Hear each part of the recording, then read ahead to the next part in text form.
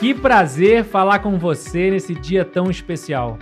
Meu nome é Vabo e esse é o VaboCast, um podcast sobre people skills, as habilidades pessoais, comportamentais e socioemocionais que são fundamentais para navegar nesse mundo de incertezas.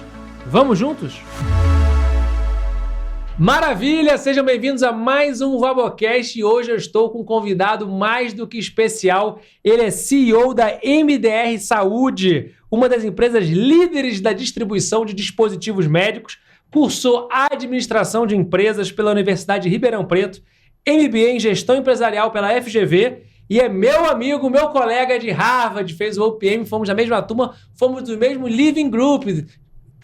Vivemos, estudamos, estivemos juntos nessa experiência incrível em Harvard. Tem mais de 20 anos de experiência em cargos executivos, gerenciando equipes em indústria farmacêutica, bens de consumo e hospitalar. Passou pela Sanofi, pela Ambev, pela Redditor, é empreendedor. Então eu tenho a honra de estar aqui hoje com ele, Luiz Liveri! Ô, meu amigo!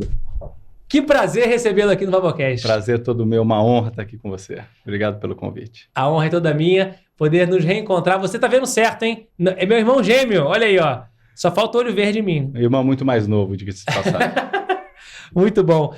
E queria te perguntar até sobre essa questão da escolha da administração de empresas. Até antes da gente entrar no elemento da vida profissional, você já tinha certeza que você queria fazer ADM ou você descobriu no meio do caminho? Como todo bom administrador de empresas, eu não tinha certeza de que queria isso. Comecei com engenharia, vim aqui para São Paulo, cursei um ano na FEI, lá em São Bernardo do Campo, vi que engenharia não era para mim, que exatas fazia parte e fará parte da minha vida o resto da vida, mas que humanas era mais para mim, então optei pela administração de empresas. Isso é interessante, eu gosto de fazer essa pergunta porque a estatística, vou levantar essa estatística, mas 95% das pessoas que vêm aqui no VaboCast e, consequentemente, 95% das pessoas bem-sucedidas não tinham a certeza, não tinham a clareza. E como eu tenho um público que são meus alunos de graduação, 17 a 21 anos, fica naquela dúvida, meu Deus, e agora? Tenho que escolher a faculdade? E no final a gente vê que é muito mais adaptabilidade, o contornar os caminhos que a vida vai oferecendo, do que ter a certeza absoluta quando é tão jovem. É isso aí, concordo contigo e acho que o desafio agora é muito maior, né? Muitas profissões que existem hoje, na minha época, não existiam. Então, eu imagino que a dúvida hoje existe e, com certeza, a adaptabilidade faz parte do negócio. Muito bom. E aí você foi para a DM, depois você começou a trabalhar e você construiu uma carreira como executivo de multinacional. Como é trabalhar numa multinacional? Era algo que você queria mesmo? Ou você queria trabalhar numa empresa pequena? Como foi esse caminho seu no início pós-faculdade? Acho que foi durante a faculdade, né? Comecei já de cara a trabalhar, comecei os meus primeiros estágios ali no início mesmo de faculdade, com 6 meses. E quando eu entrei na minha primeira grande multinacional, que ainda era menor, que era a Brahma, foi algo transformador. Tive a oportunidade de aprender muito lá. E entrei efetivamente numa multinacional depois de 5 anos, que foi a Sanofi Aventis, naquele sonho de fazer uma carreira internacional, né? Isso, para mim, realmente era o que brilhava os olhos. Muito interessante você trabalhar com processo, uma empresa que já vem muito organizadinha, né, e de alguma forma te dá uma visibilidade muito importante, te traz muita ferramenta e a gente acha que traz muitos desafios, mas na verdade a gente enxerga só aquilo que a gente consegue realmente ver no curto prazo. Mas foi fantástico para aprender processo, para entender um pouquinho melhor sobre gestão de pessoas, muito treinamento, muito investimento em gente, né, tanto na Ambev como na indústria farmacêutica. E isso foi o que me fez e me tornou, né, acho que o líder que eu consegui virar hoje. E quantos anos você tinha quando você deixou a Sanofi? Eu deixei a Sanofi com 29 anos de idade, 28 para 29, não tinha filhos, tinha uma esposa que me acompanhou há muito tempo, desde 2001 juntos, e quando eu acabei pedindo demissão foi para empreender e para mim tiveram 2 fatores importantes. Primeiro, né, aquele frio na barriga e o risco, mas mais do que isso, ter alguém do meu lado, que era minha esposa, né, na época conseguia fazer essa sustentação. A Sheila, que sempre teve nos momentos importantes da minha vida, foi muito importante naquela época, e aí a gente começa a enxergar o que é a realidade brasileira, né, e começa a enxergar que a pressão da indústria multinacional não é tanta pressão assim como uma pressão de um empreendedor. Então esse foi um grande ponto de virada na sua vida, o momento que você decide, com 29 anos, deixar de seguir a carreira executiva, aquele sonho que muitas vezes é idealizado de uma carreira internacional, para tomar esse risco. A Sheila estava do seu lado lá te apoiando, tomou um risco. Conta pra gente as emoções, o que você sentiu E o que você levou em consideração para tomar essa decisão? Primeiro de tudo, Vabo, eu acredito muito que as pessoas não deixam as empresas e sim os líderes. Não foi diferente comigo. Eu estava um pouco frustrado, sem entrar no mérito aqui da questão, mas isso me deu uma virada de chave e falei, bom, eu não tenho filhos, hoje eu tenho 2 meninas lindas, mas na época sem filhos, eu e minha mulher trabalhava, então tinha ali um recurso que daria para sustentar se desse errado, e acabou dando errado no curto prazo, mas a ideia de empreender veio muito por uma desavença pessoal com relação a CPFs e não a CNPJs, e isso me fez com que transformasse parte de um sonho que eu tinha em realidade e empreender nesse país que tanto precisa de empreendedores e de cada vez mais pessoas capazes de executar esse sonho. Muita gente deixa no papel, mas eu tive a oportunidade, graças a tudo que eu passei, de fazer isso acontecer. Muito legal. Esse ponto que você trouxe dos líderes, as estatísticas mostram isso, que normalmente as pessoas entram nas empresas porque estão animadas com a vaga, estão animadas com o desafio, mas o principal motivo que faz as pessoas saírem das empresas não é nem o líder, é o chefe. É chefe mesmo. É o gestor, é a pessoa que precisa reportar. É impressionante como você tem pessoas que passam pela nossa vida e nos inspiram, e tem pessoas que passam pela nossa vida para nos ensinarem a não ser como elas. Isso. E a tomar algumas decisões que muitas vezes ficariam ali em banho-maria. Então, eu concordo 100% contigo. Eu acho que aprender o que não fazer é tão importante, quanto aprender a fazer ou aprender exatamente a lidar com pessoas, é como não fazer o que eventualmente você não traz benefícios. Né? Total. E aí a Elfa entrou na sua vida, que é a empresa que você empreendeu. Na verdade, antes da Elfa, eu saí para empreender, montei uma empresa que se chamava TDL, que foi vendida para a Elfa, o projeto legal. Em si foi vendido para a Elfa, e foi onde eu me tornei sócio da família Assis, e até hoje sigo lá, em agosto de 2008. Então, a gente faz aí 14 anos, se não me engano agora, juntos, a partir da venda de projeto da minha empresa para eles, e iniciei a minha carreira solo, trabalhando com produtos importados, regulados num país que é muito desregulado. Então, para você ter uma ideia de como a gente sofreu no início, era para registrar produtos para a saúde, começando com commodities, e no meio do caminho, como qualquer aventura brasileira para empreender, a gente teve muita entrave, muita dificuldade, muita mudança de legislação no meio do caminho, que fez com que a gente, no começo, passasse poucas e boas dificuldades aí, né, em termos de empreender e caixa, principalmente num país incerto, mas que acabou saindo, no final das contas, aí como a gente não tinha planejado, mas como a gente tinha idealizado. E quando tem essas dificuldades, como que normalmente é o seu modelo mental para você... Estava planejando ir para um lado, eu conheço você, sei que você é bastante estruturado, bem organizado, e vem algo que, por exemplo, isso que você citou agora de legislação diferente, entraves, burocracia, como que normalmente você atua para lidar com essas adversidades de um planejamento que foi estabelecido antes? Cara, antes de mais nada, é se cercar de pessoas melhores do que você. Né? Isso eu tive a oportunidade de aprender na minha passagem pela Ambev e sempre busquei estar com não só sócios, mas pessoas ali na gestão e no dia a dia que são melhores do que você, pelo menos naquilo que elas fazem. Então, esse foi um dos pontos que eu tive muito suporte.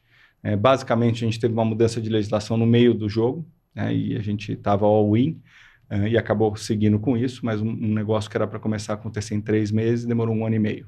E aí o caixa da empresa sendo consumido, né, numa velocidade muito grande, mas com gente muito boa do lado, suportando um pouco isso e tentando trabalhar outras possibilidades, seja no mercado nacional, para trazer negócios para dentro de casa, que não eram os negócios que a gente tinha idealizado e a gente ia conquistar, mas que pudessem, naquele momento, fazer a diferença ali e segurar um pouquinho o dreno. Esse no lado profissional. E no lado pessoal, uma mulher que carregou muitas vezes, né, muito choro, muita mágoa ali do lado, com tudo isso que a gente viveu, mas que estava sempre do meu lado, sempre suportando, foi a financeira da casa, ou foi a financiadora da casa durante um período. Isso foi muito importante na minha vida, tanto no lado pessoal como profissional, ou seja, a gente sempre fez parte do nosso negócio. Né? Temos um amigo em comum, que foi o primeiro entrevistado aqui da 2ª temporada do Vabocast, que é o Baza, que você inclusive já foi também no podcast dele, e o episódio dele a gente abordou muito as 3 principais decisões da vida. E uma das 3... exatamente essa, a escolha com quem você vai casar, com quem você vai se relacionar para o resto da vida. E muitas vezes a gente escolhe errado e aí você tem que ir contornando. E quando você escolhe certo, você tem realmente um alicerce muito importante. Esse é o grande mentor Baza. Obrigado, Baza, pelos ensinamentos e prazer enorme ter tido a oportunidade de estar com você lá. E no dia a dia eu acho que é exatamente isso, né, Valu? Não tem um lado pessoal, que é com quem você quer casar. A sociedade não deixa de ser um casamento quando você vai se associar com alguém, então escolher bem um sócio. Estou com meus há 14 anos. É muito importante porque é muito fácil você lidar quando a situação está boa, mas dificilmente você vai ter, né, durante muito tempo, tudo muito bem. Então vão ter sempre momentos de desavenças. Importante separar a sociedade e a amizade, claro, mas ter um sócio bom é importante. E assim como a gente precisa escolher muito bem as pessoas que estão trabalhando com a gente. Então acho que nesse tripé aí, muito importante a gente tomar as decisões certas. E se tomar errada, corrigir rápido para que a gente possa realmente sofrer menos possível, né? Pois é, sem dúvida, escolher com quem você casa na vida pessoal, mas eu também concordo com você que sócio é casamento profissional, do CNPJ.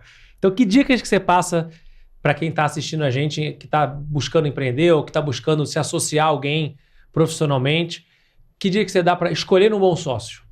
Eu acho que tem duas vertentes muito importantes quando a gente vai falar de empreender. Primeiro, é uma gestão muito forte de contrato e governança. Então, pensar em todas as possibilidades. A Abílio Diniz colocou isso de uma forma mais estruturada. Quem sou eu para citar a Abílio aqui com as palavras dele? Mas eu acho que boa parte dos aprendizados que a gente teve foi quando a gente, depois que precisou de um contrato, não no meu caso da sociedade, mas com sociedades que a gente acabou fazendo, você precisa acionar um contrato que você não contemplou uma ou outra coisa. Então, acho que essa é a primeira coisa, ter a certeza de que coisas podem dar errado e contemplar todas as possibilidades dentro de um acordo de acionista ou de um documento de governança que possa existir entre essa relação.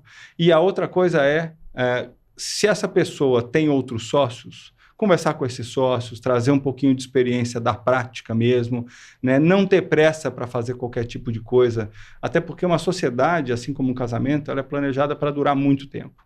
Então, levar um pouco mais de tempo para começar essa relação é igual namoro. Primeiro você namora, noiva e casa, né? Não foi o nosso caso, a gente já juntou e estamos aí há 24 anos, vamos fazer agora juntos, eu e minha esposa, 23 anos agora juntos.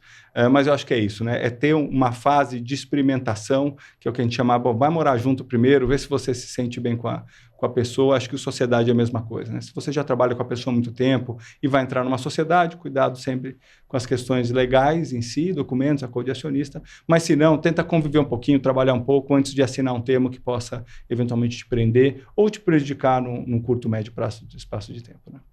Muito importante.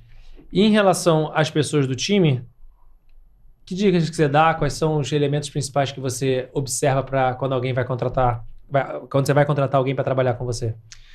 A gente tem uma política dentro das empresas que eu fiz parte, que geri, antes de mais nada, fazer uma avaliação cultural. Então, eu sempre fiz questão de investir numa área de gente muito forte, né? A área de gente, o antigo RH ali, a gente traz ela como um braço direito do CEO. Essa é a empresa, essa é a pessoa, né, ou a área que, na minha percepção, vai carregar a empresa, né, vai sustentar a cultura da empresa. Então, é de uma relevância muito grande. E a gente vê às vezes muitas empresas colocam embaixo de um financeiro, né, de uma área afim de um administrativo. Eu acho que ela tem que ser, independente de não ter uma diretoria ou não, pode ser um suporte ao CEO, ou ao diretor, ou ao dono da empresa. Isso porque, de novo, né, é ela que vai sustentar toda a cultura da empresa. Então, os valores, para mim, são imutáveis. Então, fazer valer aquilo que está escrito na parede, para mim, é fundamental, e a gente tem que começar isso na contratação. Dentro de casa, né, na empresa, a gente fala muito.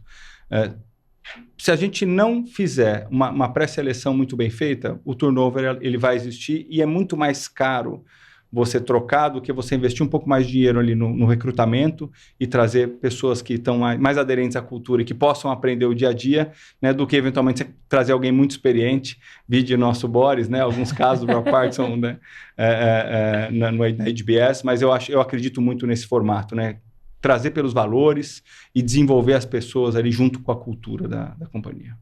Muito importante, sem dúvida. Estivemos juntos lá, professor Boris, grande entusiasta e mestre desse tema da liderança. Eu modelo muito ele Quando eu estou em sala de aula, aprendi muito também, não só no conteúdo, mas no estilo também, de condução de estudo de caso, de brincadeiras com os alunos para engajar os alunos na aula. Então, esse é um ponto fundamental, esse grande dilema que é a cultura versus resultado. Muitas vezes a gente abre mão do comportamento, da atitude correta, da cultura que nós desejamos, porque o resultado é o que está falando mais alto, a parte técnica, a entrega, bateu a meta. Porém, no curto prazo é ótimo. Você está abrindo mão de algo que vem para o longo prazo. Também o oposto não dá. Você também não tem resultado nenhum e vamos só ter um comportamento bom, não dá. Por isso é um dilema. Você vai ter que conseguir, de alguma forma, conciliar os dois lados. O Vabocast é um oferecimento da GUP, a HR Tech líder no Brasil. Veja na descrição desse episódio condições especiais para você também se tornar um cliente GUP e transformar a sua gestão de pessoas. Como é que você vê isso no dia a dia? Esse dilema entre cultura e resultado? Antes de mais nada, todos os diretores da nossa companhia que fizeram o curso de você saem encantados, então super recomendo. E acho que tem um pouco desse ar do Boris ali no seu estilo. Você esteve lá com a gente na nossa reunião de liderança, então muito bacana mesmo. E colocando um pouquinho do que eu acredito, no dia a dia, a presença física, né, a nossa realmente presença junto com a liderança e junto com os liderados é fundamental. A gente costuma falar na empresa que a gente é uma startup, apesar de estar no mercado desde 2005, essa distribuidora nossa que eu faço gestão hoje, ela é uma startup porque a gente começou a crescer para o Sudeste, vem crescendo realmente num ritmo muito acelerado, botando um pouco a casa em ordem agora, porque crescemos muito ano passado, precisamos, né, cresce, conserta, mas de alguma forma a presença no campo e estar próximo das pessoas, para mim é o que faz a diferença. Achar que um CEO ou que um diretor vai fazer um negócio girar atrás de um computador ou numa cadeira é muito difícil. E aí você deixa escapar muita coisa que é importante. Então, estar perto do cliente, estar perto dos funcionários, do dia a dia da operação é muito legal. Eu aprendi muito isso com o Augusto Lins, outro grande amigo em comum nosso aqui, né, meu grande mentor, inclusive. Vai vir no Vabocast também. Estou esperando a dele para ouvir.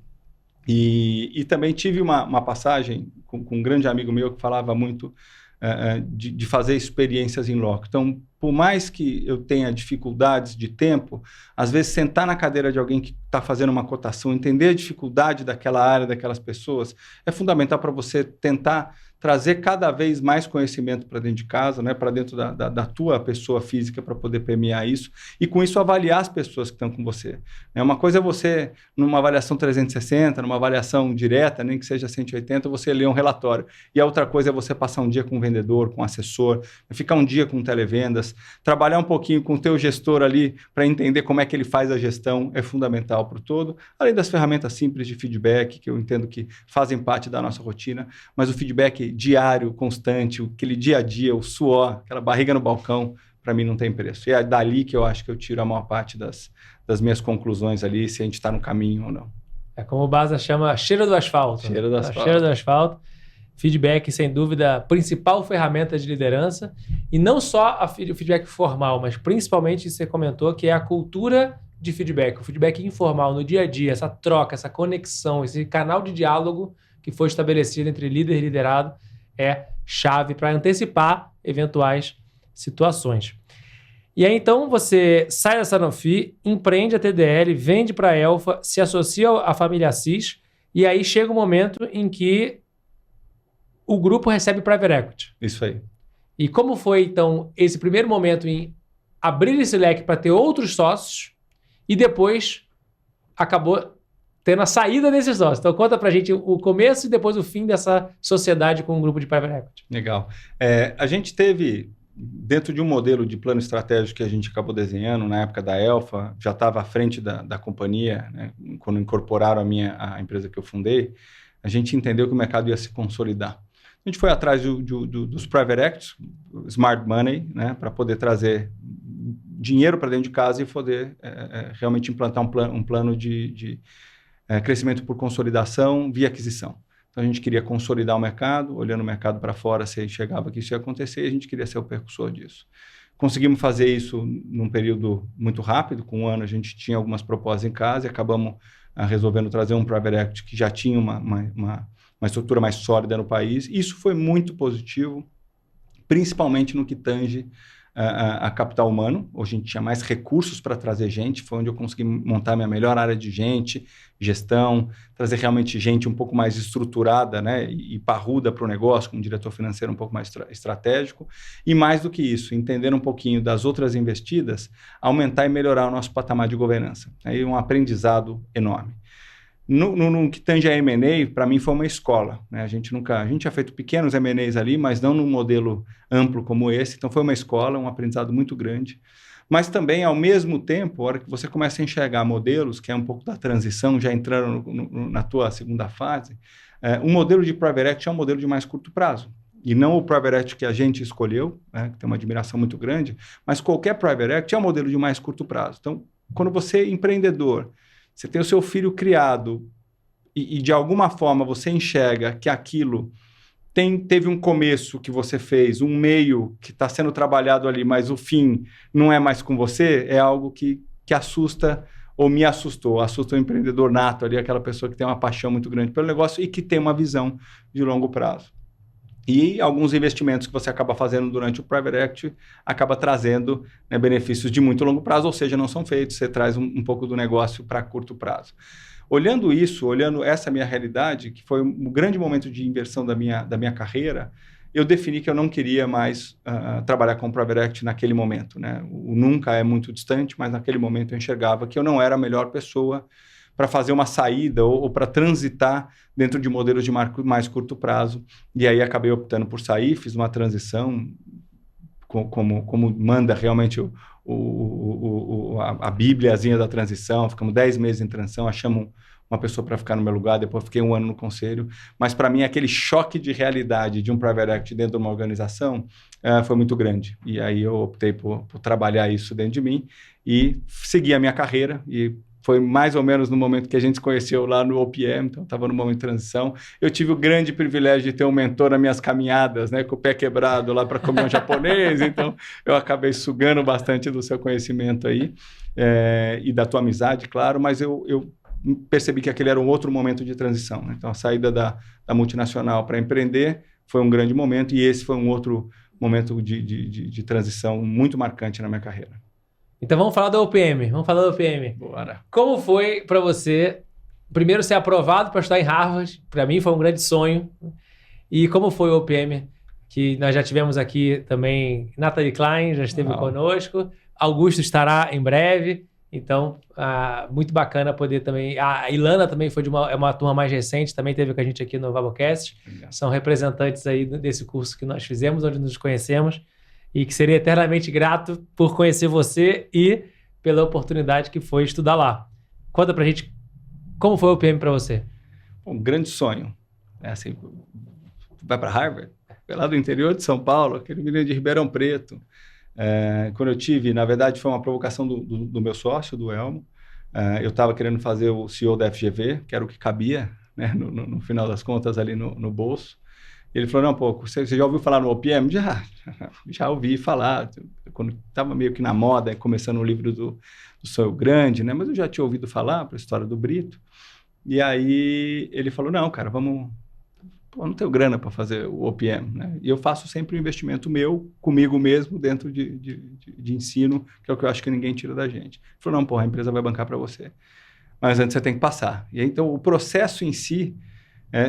foi um processo rígido, entrevistas, ali como você passou, mas a hora que veio o aceite, foi inacreditável, para você ler 2 vezes ali, né, o e-mail, e a primeira reação, claro, falar com a mulher, pô, vou para Harvard, um negócio que não existia num sonho, não tinha, era algo muito distante, mas a segunda coisa foi falar para minha mãe, né, porra, mãe, eu tô indo para Harvard, minha mãe é professora, educadora, dirige uma escola há bastante tempo, então, para mim foi um motivo de muito orgulho, porque acho que o grupo seleto de pessoas aprovadas ali e que tem a condição também de fazer parte disso, fora o networking que a gente acaba conseguindo dentro daquele ambiente que é maravilhoso, metodologia, eu nunca tinha estudado, né, não tinha feito o MBA na FGV, mas nunca tinha estudado num ambiente daquele, né, que é impressionante como te desafia e como a régua é alta, né? Tem uma passagem que eu conto para todos os meus amigos. Eu estava na Ambev, tinha acabado de sair da Ambev, estava na Sanofi, fui fazer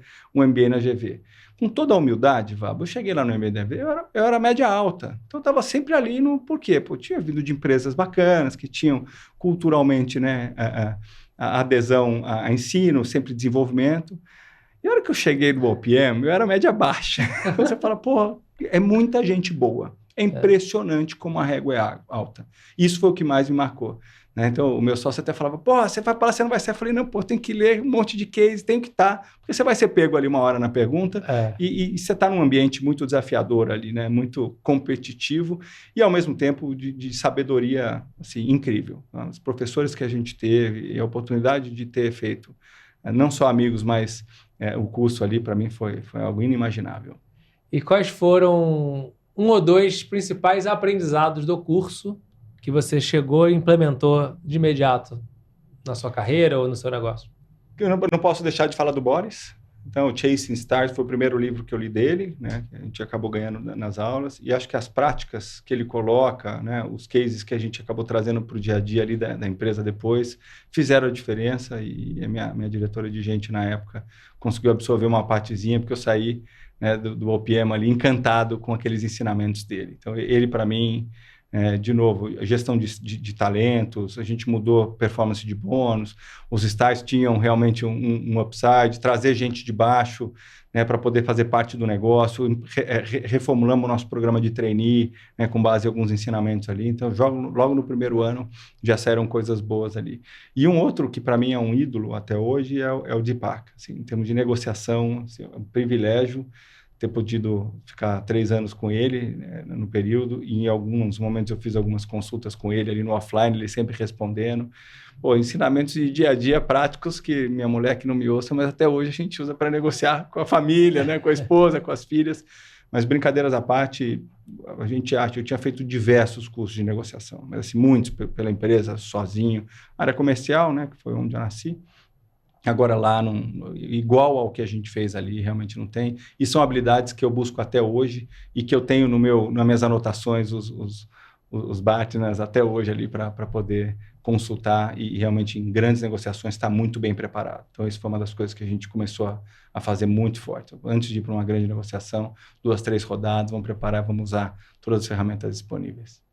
Foram os meus 2 professores preferidos também. O Boris em liderança e o Deepak Malhotra em negociação. Os livros também do Deepak são muito legais, com toda a base, os fundamentos de negociação. E ele, pessoalmente, também sabe que ele já participou de negociações de guerra, negociação de acordo de paz, então, e também grandes negociações de negócios. Então, realmente foi uma grande honra poder ter convivido e bebido da fonte. Então, o OPM realmente, para mim, também foi um game changer, momento de grande mudança na minha vida.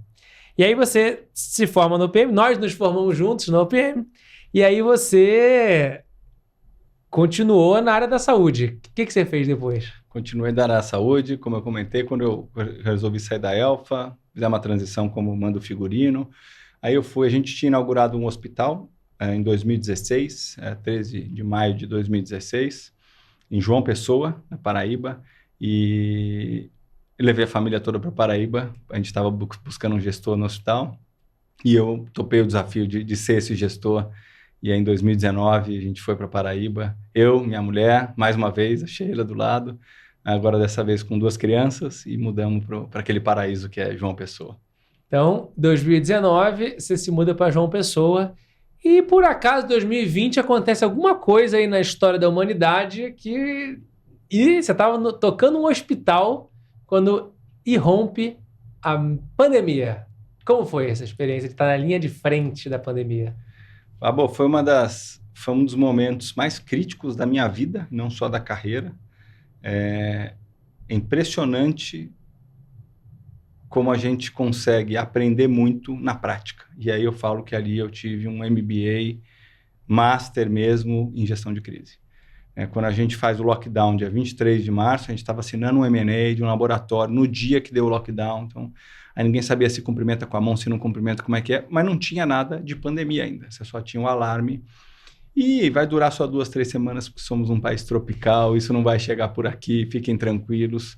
Agora, no dia a dia ali, só quem passou realmente por uma unidade hospitalar sabe o que foi realmente a pandemia, né? E aí eu posso falar porque eu não era médico, não era enfermeiro, não tinha capacidade técnica de pegar uma veia, mas foi o período que eu mais trabalhei, né? Fiz um acordo com a minha família, eu ia todos os dias para o hospital, de segunda a segunda, não teve um dia durante a pandemia toda que eu não fui trabalhar, e muito mais pela equipe, por estar rodando as áreas e estar do lado das pessoas que também não sabiam o que fazer naquele começo, né, que eu fazia isso. Então, é muito o comandante do navio, o capitão do navio, ele não abandona a embarcação em situação alguma e ele tem que ser o último a sair.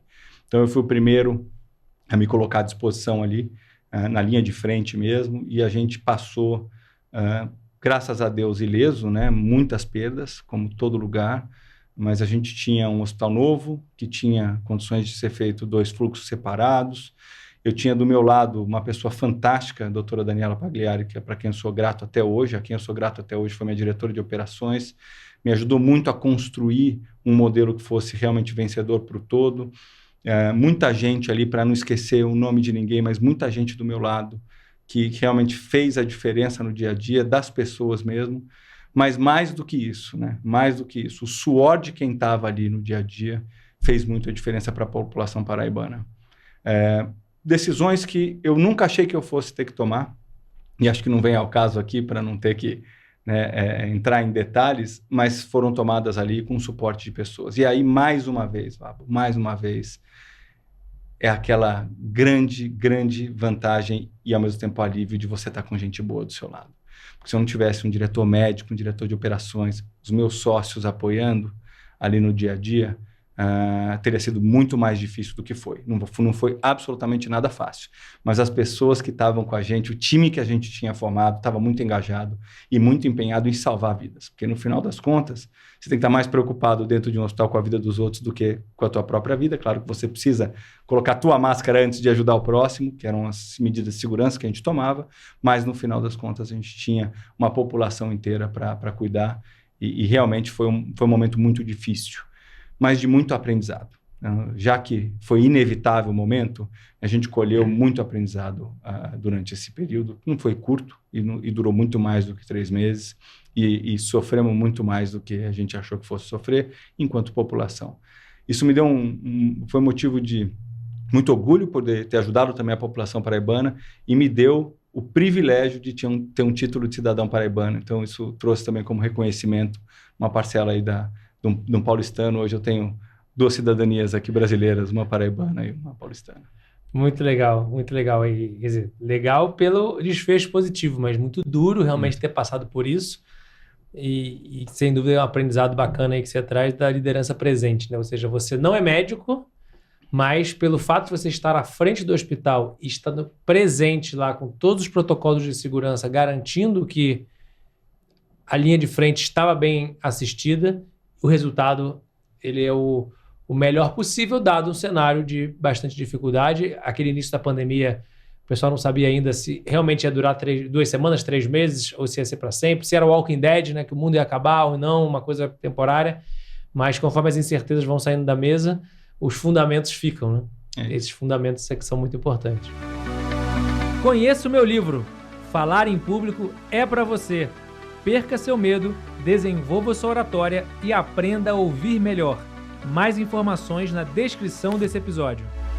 E volta aquilo que a gente falou, né? É a barriga no balcão, é o cheiro do asfalto. Então, seria muito mais fácil se eu me protegesse no ambiente seguro do meu lar, dando ordens pelo WhatsApp, pelo celular ou pelo computador. Seria muito mais cômodo. Mas não seria a mesma coisa de eu estar ali do lado das pessoas e elas enxergarem que a gente realmente estava ali para o dia a dia, né? Então, esse exemplo, a liderança pelo exemplo, então rodar o TI todo dia, rodar a urgência todos os dias, paramentado, sempre garantindo as medidas de segurança necessárias e os protocolos que a gente desenvolvia, mas fazer isso foi o que fez a diferença, sem dúvida alguma, para o time. A gente hoje, realmente olhando para trás, é muito fácil falar, também você devia ter feito isso, ter feito aquilo, mas no dia a dia ali, do calor, que ninguém sabe, né? Você não tem o retrovisor ainda, você está criando a história, é muito difícil. Então, acho que essa presença foi o que fez a diferença no dia a dia.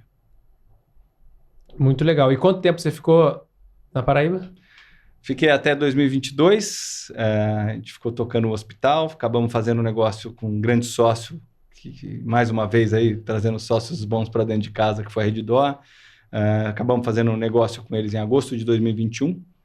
Vendemos tanto o hospital como uma distribuidora pequenininha que a gente tinha lá na Paraíba, que era uma distribuidora paraibana. E mais uma vez tendo o desafio aí de trazer uma distribuidora paraibana, como a gente fez na época da empresa antiga, para um mercado nacional, ou seja, trazer ela aqui para o Sudeste, Sul, Norte, Centro-Oeste, ganhando a escala que a gente precisa para trabalhar nesse mercado, que é um mercado ainda muito pulverizado. Então, mais um ponto de virada. Deixou de ser o CEO do hospital e passou a ser o CEO de uma distribuidora, não mais agora na Paraíba, voltando para São Paulo com o objetivo de expansão. É isso aí. Voltei para São Paulo, mais uma vez Sheila, bora de novo do lado. Então, a grande parceira, realmente. A gente tinha uma vida muito cômoda, a Paraíba é um paraíso à parte. Quem não conhece, acho que vale muito a pena. Um lugar realmente fantástico e mágico. Mas o mercado estava aqui em São Paulo e Rio, onde a gente realmente precisava trazer a empresa, crescer. E aí eu faço a opção de mudar para evitar as viagens, tinha que estar aqui mesmo. Minha mulher prontamente, não tão prontamente, mas prontamente acaba decidindo vir junto e vamos junto, que a família tem que ficar realmente unida.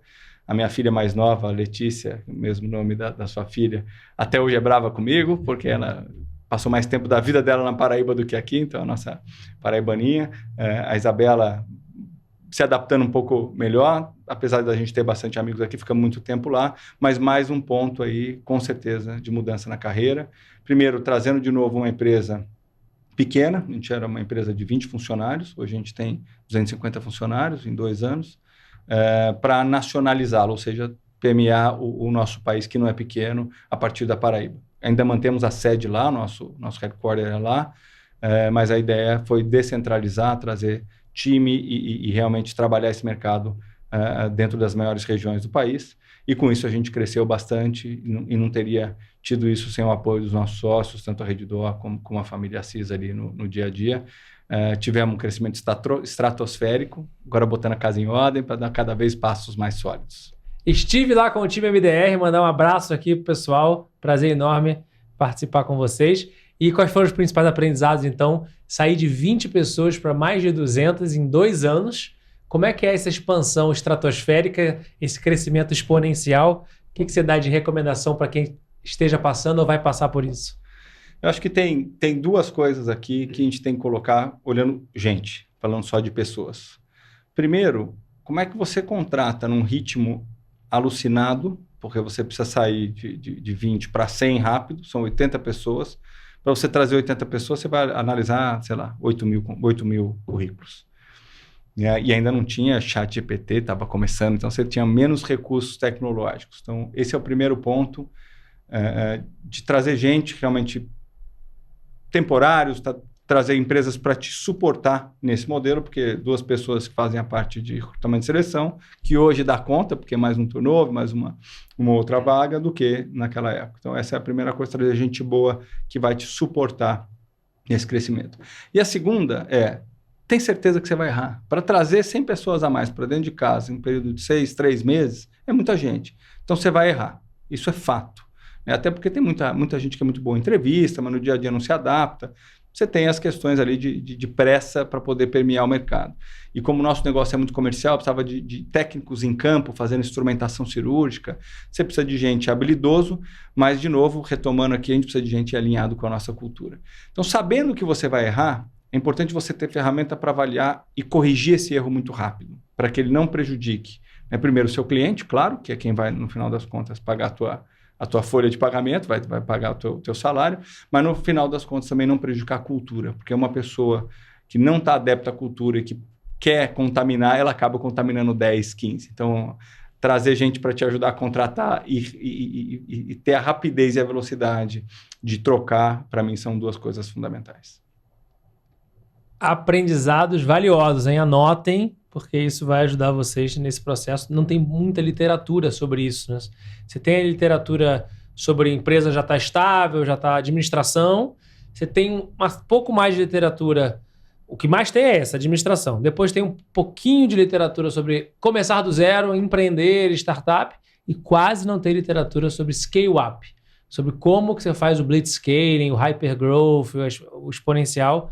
E tem algumas situações realmente desafiadoras nesse ambiente. E eu sei que você faz parte também do YPO. Younger President Organization, uma das maiores redes de apoio a CEOs, a jovens líderes no mundo todo.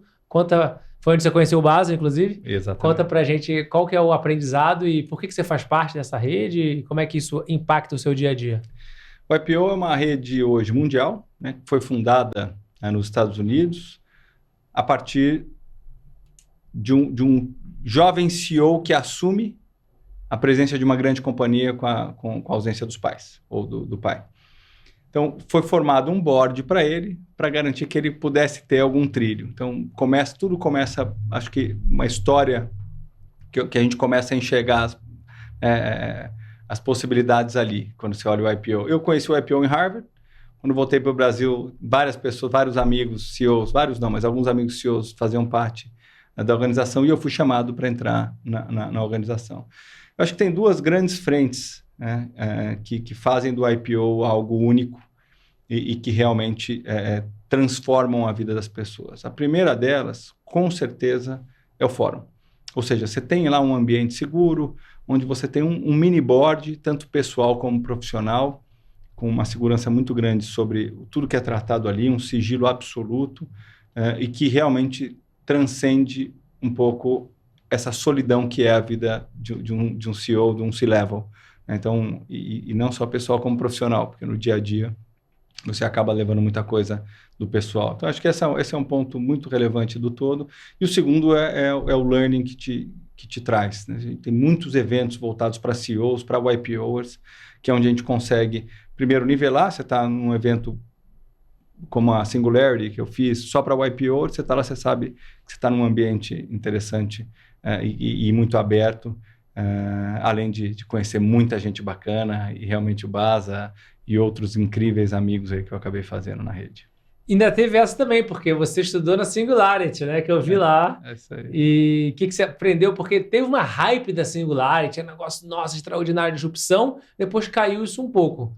Mas eu acredito que continua sendo um ambiente lá bacana de provocações. Valeu a pena estudar na Singularity? Cara, valeu muito a pena, por alguns insights, né? Muita coisa do que se falou ali não aconteceu. Muitas aconteceram mais rápido, como AI, como o ChatGPT.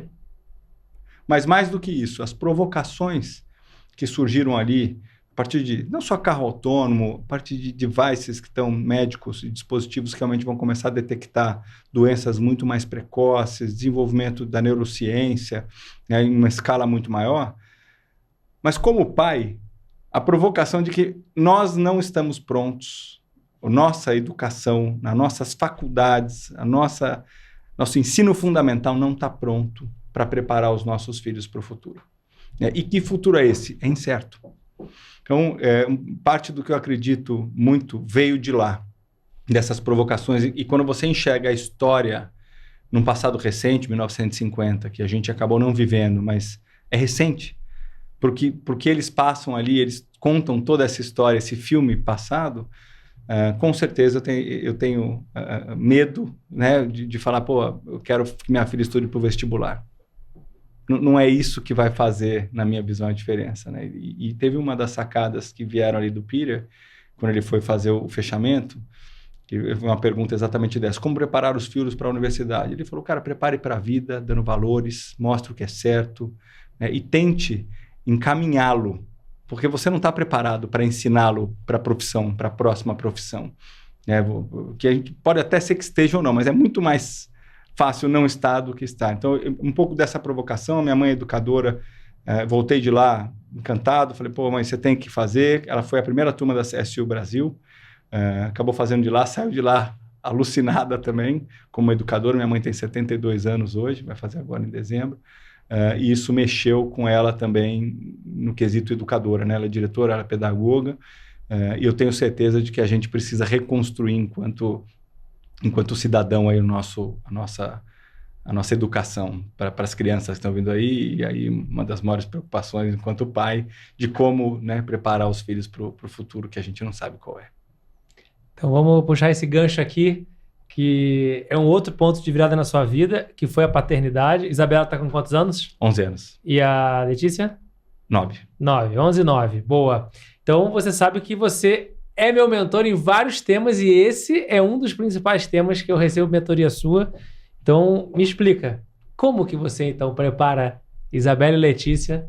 Como é que você ensina esses valores? Como é que você segue o conselho do Peter Diamandis sobre ser um bom pai para esse mundo incerto, para esse mundo maluco que a gente vive hoje? Me dá alguns insights. Cara, eu acho que eu falho muito, né, como educador, mas uma das coisas que eu tenho certeza é, assim como na gestão do dia a dia da empresa, é a gestão em casa que é o exemplo.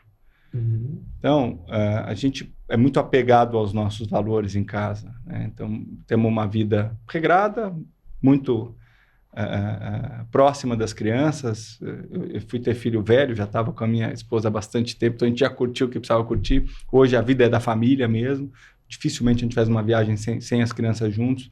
E os valores são transferidos para elas nesses momentos juntos. A outra coisa é uma língua, tem que falar uma língua, tem que falar o inglês. E quando eu estava lá na HBS, eu tive o privilégio na minha época de ter sido intercambiário, estudado fora, ou seja, eu tenho um inglês que deu para acompanhar Harvard, mas é diferente do inglês de alguém que foi nativo, né? Ou de alguém que foi alfabetizado em inglês. Então isso para mim sempre foi uma coisa que fez parte dos propedêuticos ali de casa. E o esporte? Porque eu acho que esse balanço de esporte, né? Por exemplo, em casa a natação é uma obrigação. Sempre foi desde os 6 meses de idade, a Letícia começou com 5. Por quê? Primeiro que você vai na casa de alguém que tem piscina, você está sempre preocupado. Quando o seu filho nada, você está menos preocupado. Segundo que o esporte gera disciplina, traz os valores que eu acredito para o seu dia a dia, né? E de alguma forma motiva quando você está aí, por exemplo, vendo os Jogos Olímpicos agora. Então, o lance da competitividade, por mais que saber perder faz parte disso, né? Mas você também enxergar o coletivo é muito diferenciado. Acho que eu me embasei muito nesses pilares e tento levar um pouco disso para dentro de casa. Leitura, né? Tento criar o hábito de leitura, é muito mais difícil nessa nova geração. Já foi difícil na minha, mas na nova geração mais de tela é mais difícil, mas eu acho que estar próximo e ler para elas faz parte um pouco do dia a dia, tentar criar um pouco desse hábito que é difícil de se criar, mas que é mágico quando você consegue absorver. Sensacional. Se você está gostando desse episódio, imagina levar esse conteúdo para o seu time. Conheça as minhas palestras e treinamentos e aproveite essa oportunidade para provocar e desenvolver liderança e habilidades pessoais em sua equipe. Mais informações no descritivo desse episódio.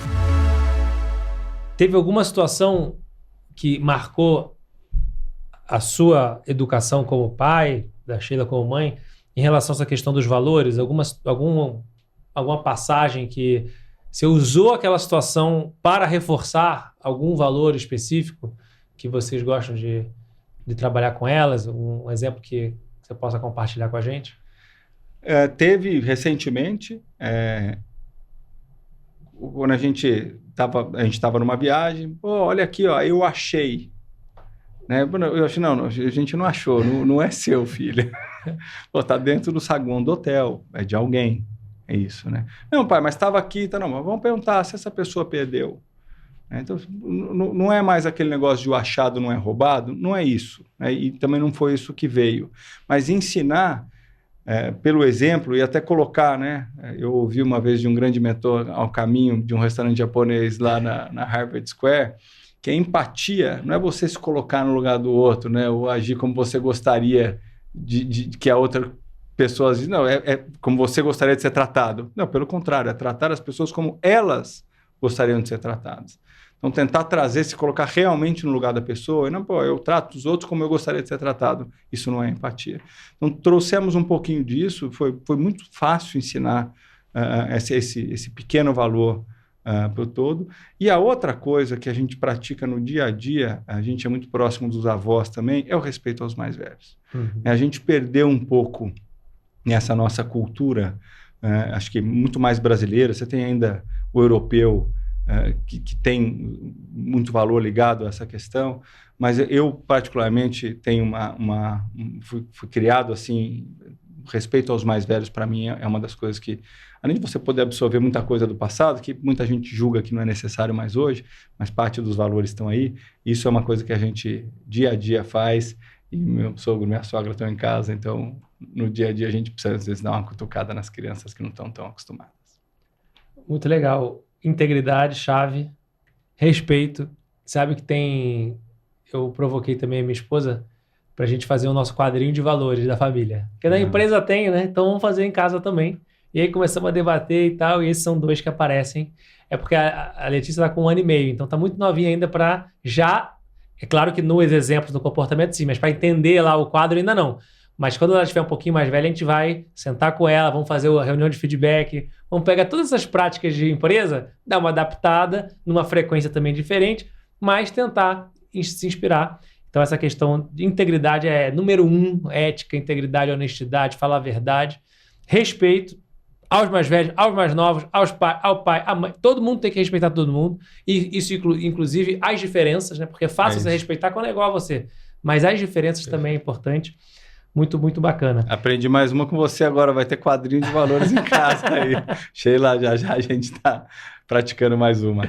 E depois troca, depois muda um, muda outro, mas é legal, um ritual, né? Você cria um ritual, senta ali uma vez por mês, debate com as filhas. Estamos grávidos agora do 2º. Parabéns. Então o Pipo vem aí, então já é algo que quero criar esse ritual também na família. Uma coisa que eu aprendi com você também num japonês, mas não foi na Harvard Square, foi no japonês aqui em São Paulo, que você começou a viajar, você e uma das meninas, né? Na verdade, eu e as minhas 2. As duas juntas? As 2 juntas. Ah, e como é que foi? Foi muito legal, a gente fez uma viagem de esqui.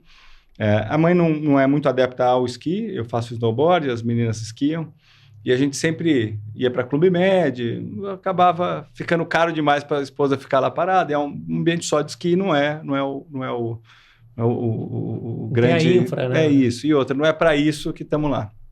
Então, o que eu fiz foi, ano passado a gente fez em agosto, vai fazer 1 ano agora, a gente foi para o Chile, só eu e as 2, foi uma experiência incrível. Minha mulher não ficou tão feliz, desculpa de novo, mas para as meninas foi uma experiência interessante e para mim foi uma experiência única. Você não tem aquele apoio da mulher do dia a dia, que normalmente a mãe é muito mais carregada, né, de afazeres, mãe é mãe, nós temos a nossa, então a gente sabe um pouco disso, mas foi uma experiência muito boa, tendo a repetir. Eu acho que talvez fazer uma com cada, que era a ideia inicial, faça mais sentido, porque cada uma está num momento, né? Seja no esqui, seja na vida mesmo, mas foi um momento mágico para mim. Foram 4 noites enfurnados ali, acordando esquiando, dormindo esquiando, um jantar rápido ali, foi muito bacana. Elas poderem cozinhar também, ajudar a cozinhar, lavar a louça, a gente acabou pegando um Airbnb, foi muito bom. Convive, conecta. É isso, muito fantástico. Legal. E de novo, né, dá umas férias para a mãe merecidas, carrega 9 meses depois ainda. Muito bom. Agora uma outra mentoria sobre isso, telas. Se deu celular, não vai dar, ou se deu, como que você gerencia a utilização e o acesso a smartphone, televisão? Elas já estão com 9, 10, 11 anos, já estão ali na quase pré-adolescente. Como que você tem gerenciado isso? A gente pecou, como todo pai acho que peca em algum momento, a gente foi muito mais rígido com a primeira filha, né? E também mais paranoico, né? Então, até os 2 anos não teve tela. A orientação do pediatra foi seguida à risca. E também era aquela história, né? Fervia tudo, não podia nada e tal. A segunda filha, quando veio, elas nunca tiveram chupeta, mas cai uma madeira no chão, passa na calça, limpa. A primeira não, bota, ferve, faz tudo aquilo. E como é que você divide? Quando a primeira nasceu, começou a se desenvolver, tinha 1 ano, a outra já tinha 3. Então, como é que você proíbe uma e não deixa a outra? Então, em algum momento, a gente perdeu um pouco para as telas. Celular, não. Mas televisão, principalmente televisão, a gente é da época da galinha pintadinha, sem muito, o YouTube ainda não tão forte, mas algumas poucas interações com a TV sempre tiveram, e o que a gente tenta agora é criar um ritual de limitações. Então, as 2 têm um celular, mas não é para ficar com o celular, é muito mais quando vai viajar, tem um aparelho daqueles velhos que você não usa para deixar um YouTube Kids, alguma coisa nesse sentido. A gente procura trazer para dentro de casa algumas limitações de tela mesmo. Ficam na escola praticamente o dia inteiro, então tem ali um períodozinho que dá para fazer. Final de semana, a gente mora num condomínio, a ideia é deixá-las na rua brincando. Eu tenho uma grande vantagem, porque minha mulher gosta muito de arte. Então, as meninas adoram pintar, escrever, desenhar, fazer massinha, pintar gesso, criar personagens, aquelas canetas 3D. Então, a gente tenta provocá-las com coisas diferentes de tela e que possam ocupar o tempo. Porque é a babá mais barata que você pode dar, é um celular. E como a gente sempre optou por estar mais próximo, a gente conseguiu dar uma segurada, mas chega um momento que as amiguinhas todas têm ali, então você vai dosando. A gente sempre foi um dos pais mais rígidos da escola, vamos continuar assim, mas a ideia pelo menos é colocar limites, né? Então tem lá a limitação do tempo no celular, a gente consegue gerenciar, e quanto mais você, na minha visão, está presente, né, menos ela pede o telefone. E os exemplos que, infelizmente, no nosso dia a dia o celular faz parte do trabalho, né, e da leitura, muitas vezes, de um jornal, os exemplos, você está do lado com o celular, ela vai te imitar sempre. Então, tentar evitar, coisa que a gente consegue fazer muito pouco, mas no final do dia, você entrar para brincar, né, pegar aquele jogo antigo, banco imobiliário, né, até aquele Gênesis a gente tem em casa para brincar da memória. Então, a gente buscou alguns jogos antigos nossos para tentar fazê-las tirar um pouquinho dessa intenção de tela e sentar no chão e brincar junto é algo que realmente faz a diferença. Muito bom. Ser pai te ajudou a ser um líder melhor na empresa? Boa, eu acho que talvez um líder mais medroso em alguns aspectos, né? Então, em termos de tomada de risco, você fica um pouco mais... acho que a gente pensa duas vezes, diferente de quando eu tinha 29 anos que eu pedi demissão para empreender sem ter nada ainda certo, dificilmente faria uma loucura dessa com 2 filhas, se eu tivesse naquela época 2 filhas, mas me trouxe um pouco mais de responsabilidade, então talvez decisões mais assertivas, né, um trabalho mais próximo das pessoas e principalmente, né, eu acho que entender um pouco mais também algumas dores familiares que muitas das pessoas que trabalham com a gente têm a partir do momento que você tem filhos.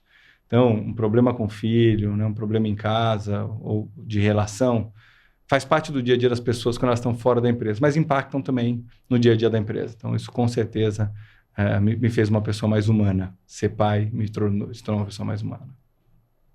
Muito bacana. E para a gente fechar nosso primeiro bloco e para o nosso bloco final, tem um outro tema que você é o meu mentor número 1. Como que você cuida dessa careca maravilhosa? Cara, isso é uma mágica que eu aprendi com meu irmão do meio, o João Paulo. Tá lá, me ensinou mais uma vez a brilhar. Uma mente brilhante. Mente brilhante. Antigamente era raspando com maquininha 2, aí vai saindo maquininha 1, aí você põe na 0. Hoje em dia é a barba junto com o cabelo dentro do banho e muito protetor solar para evitar qualquer tipo de problema de pele. Bonezinho na corrida, e a ideia realmente é garantir pelo menos o que tem dentro dela, porque o que tá fora não tem mais. Desde 2017 que a minha maquininha foi indicada por esse rapaz aqui, ó. Desde então, toda vez que eu vou raspar essa vasta cabeleira aqui que vocês conhecem, Liveri foi quem me recomendou. Muito bom, muito bom.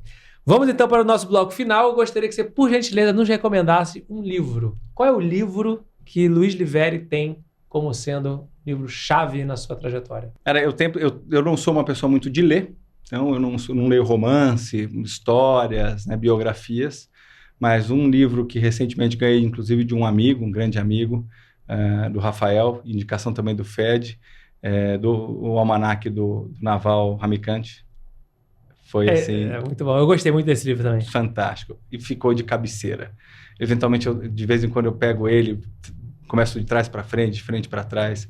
Isso, para mim, foi um negócio realmente marcante. Foi um dos livros que mais me marcou recentemente. Presenteei o meu grande amigo Augusto Lins com um dele. E realmente foi algo muito diferenciado. Esse, para mim, disparado, virou uma bíblia. Tem dois outros livros menos charmosos, um mais antigo, Como Fazer uma Empresa Dar Certo num País Incerto. Esse, para mim, quando eu comecei... O Semler? Ricardo Semler. Ricardo Semler, tem mais alguns outros coautores. Foi um livro que foi escrito aí junto com alguns endeavors. Você é provavelmente uma grande escola sua também. Sim. Esse livro me marcou porque tem muita passagem interessante do que aconteceu. Grandes empresários, grandes empresas, isso para mim realmente faz a diferença, né?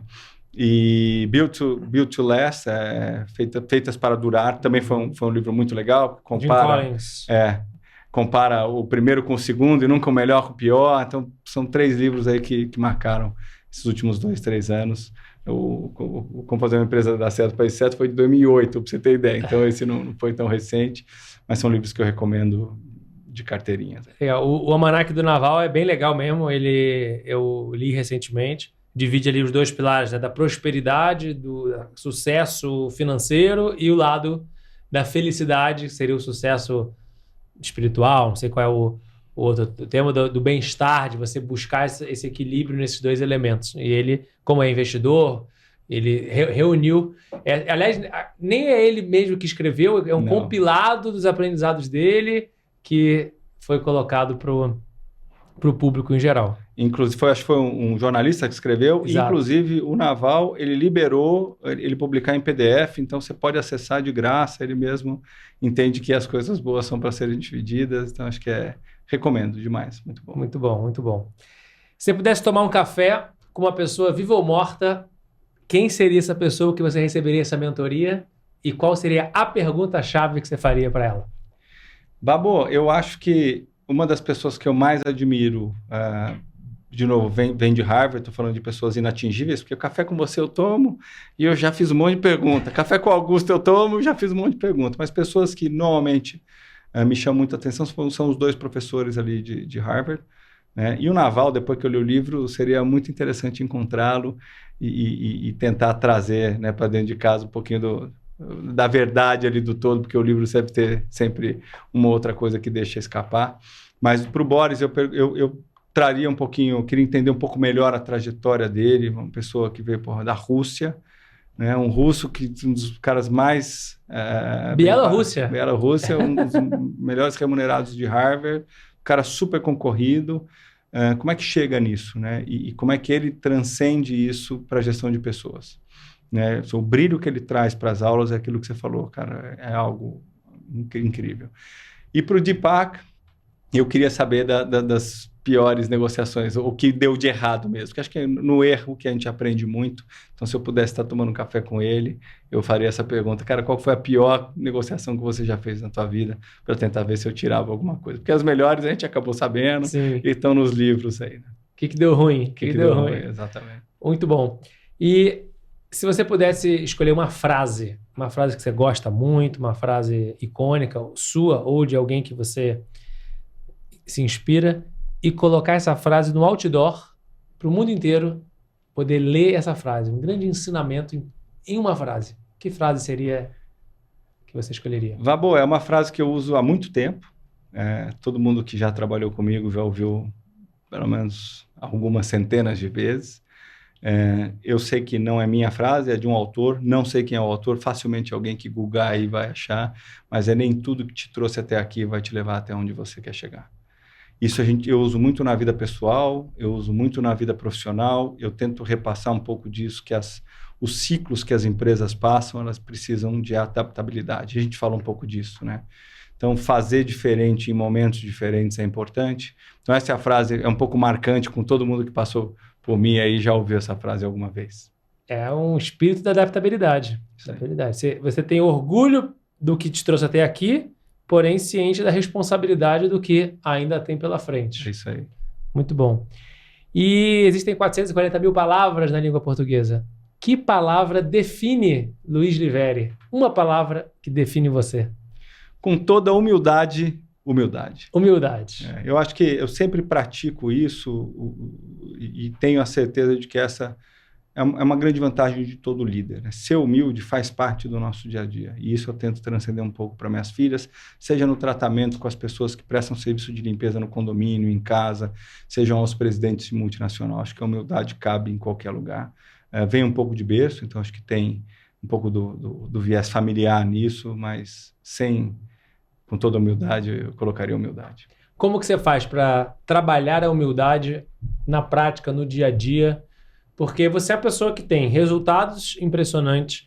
Você nasceu em Ribeirão Preto para o mundo, foi para Harvard, foi para Singularity, foi para João Pessoa, veio para São Paulo. Então você tem sucesso. E a questão é, como que você faz para a mosquinha do sucesso não te deixar perder esta palavra que é que você escolhe para te definir?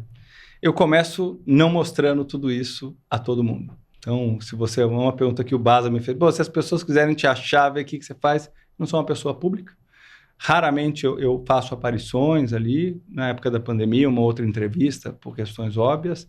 Mas no dia a dia eu procuro ser muito mais...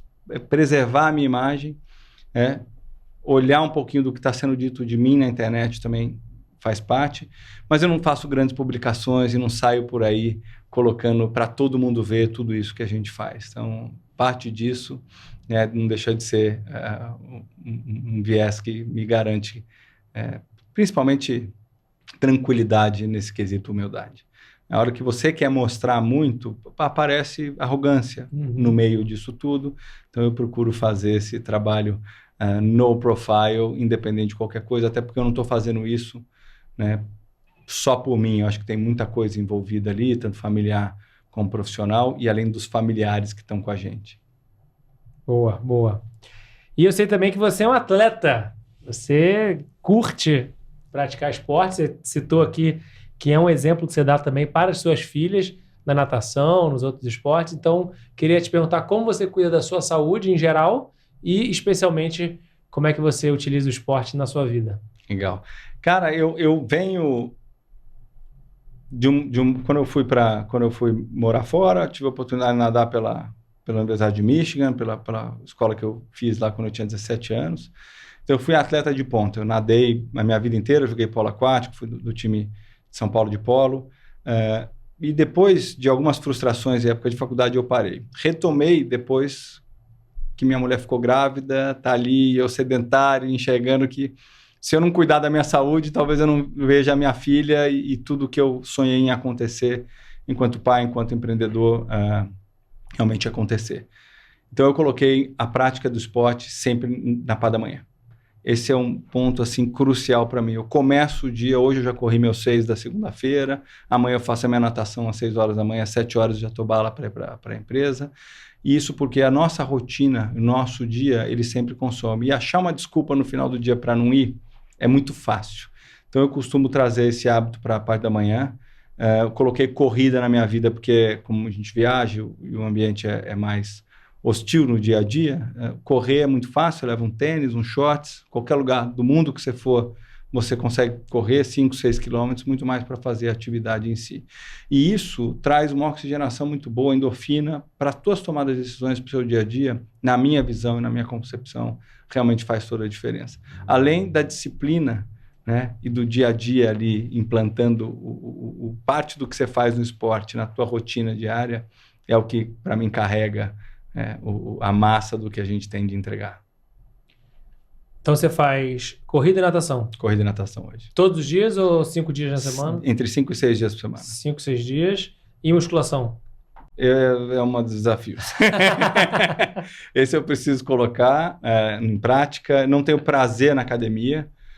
Apesar de nadar numa academia, tem lá todos os equipamentos, não tenho o prazer do anaeróbico ali, da musculação, mas o meu médico já falou, cara, pro longo prazo vai ser super importante, principalmente pela corrida, fortalecer.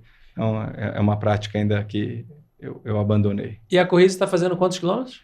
Eu sempre treino para meia maratona. Então, você fez a meia, não fez? Quantas meias você já fez?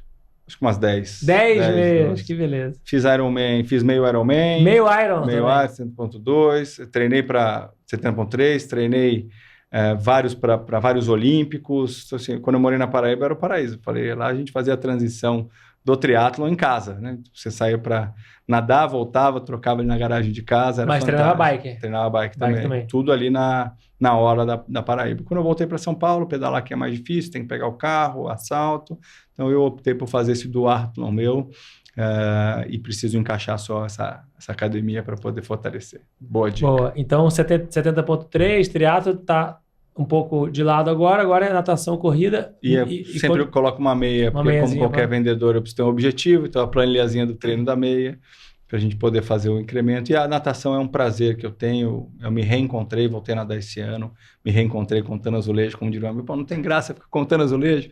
É parte acho que faz parte da inteligência emocional, você conseguir também estar isolado. E é um esporte individual, apesar de ter em grupos, mas é você com você ali mesmo, sem muita gestão. E a prática da meditação embaixo d'água também é boa. Estou treinando para minha meia maratona também, para minha primeira meia, se tudo der certo, até o final do ano que vem vai vir a primeira meia. Quero fazer junto com você essa, então. Vamos embora. Assim que você se inscrever, me avisa. O desafio está aceito. Eu fiz recentemente até uma avaliação de corrida lá na clínica que eu frequento, para medir o VO2. E a grande questão é que o VO2, tem vários artigos agora que mostram a correlação do VO2 com longevidade. Porque se você tem um VO2 que significa que avançado, significa que você está conseguindo a oxigenação, você está conseguindo melhorar o seu cardio, e se você melhora o seu cardio, significa que você tem a possibilidade de transformar isso em qualidade de vida, transformar isso em longevidade.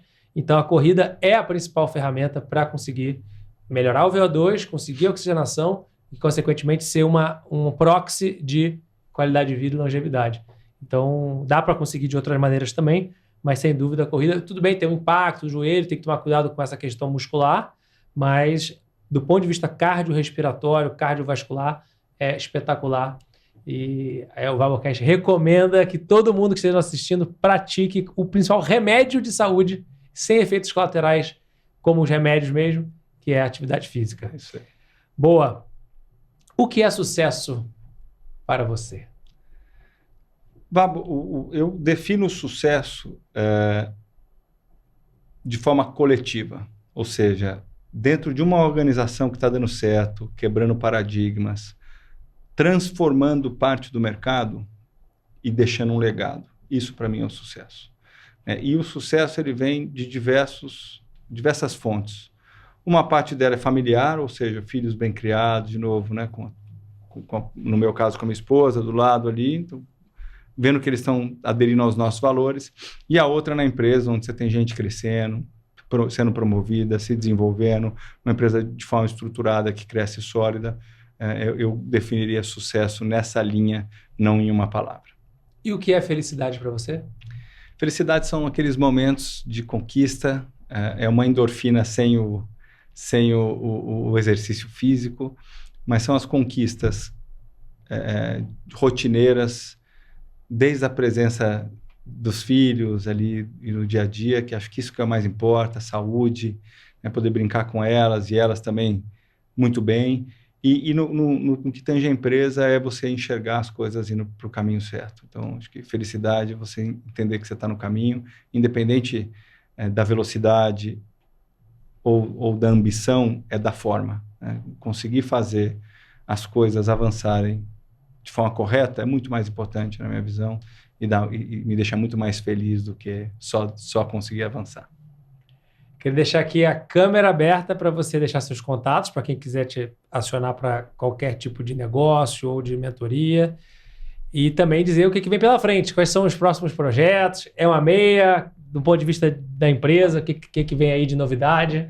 Legal. Bom, eu estou LinkedIn, Luiz Liveri, tenho um Instagram, praticamente não uso, mas Luiz Liveri também. Em termos de desafios agora, quero colocar uma travessia, pegar São Sebastião Ilhabela, alguma coisa assim na natação. De novo, me faz muito bem, é algo que me deixa mais leve nadar. Uma meia maratona internacional, quero fazer o Argentina, Chile, para poder tomar vinho depois também, que tem a recompensa, né, Babo? A gente faz isso justamente para poder usufruir desses momentos.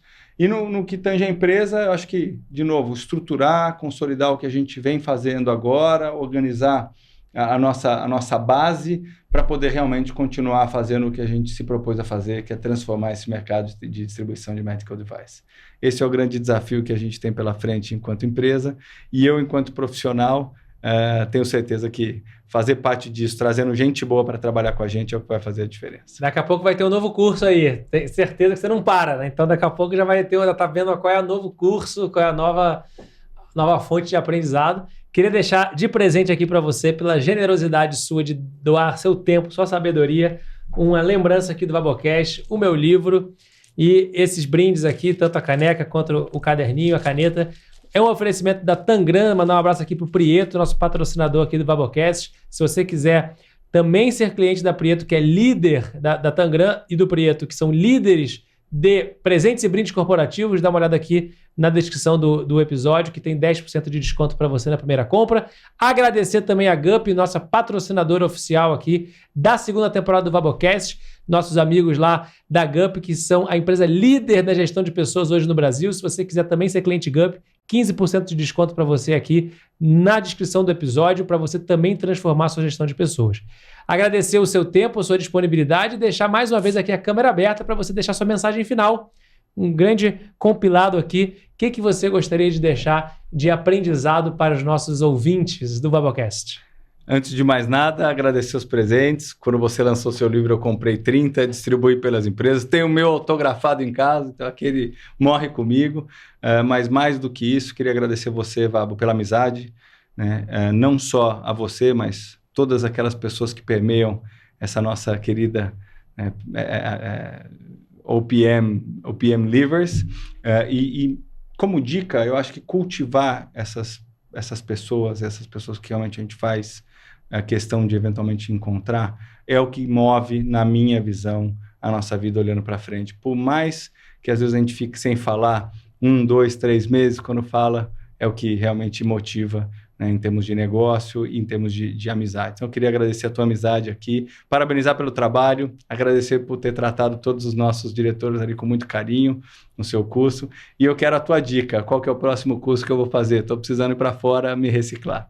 Obrigado demais. Senhoras e senhores, Luiz Liveri! Que prazer, que alegria. Se você gostou do Vabocast, não deixa de avaliar o episódio e me manda lá no Instagram, @vabo23, qual foi o principal insight que você teve com esse episódio, com esse super cara. Te vejo no próximo Vabocast.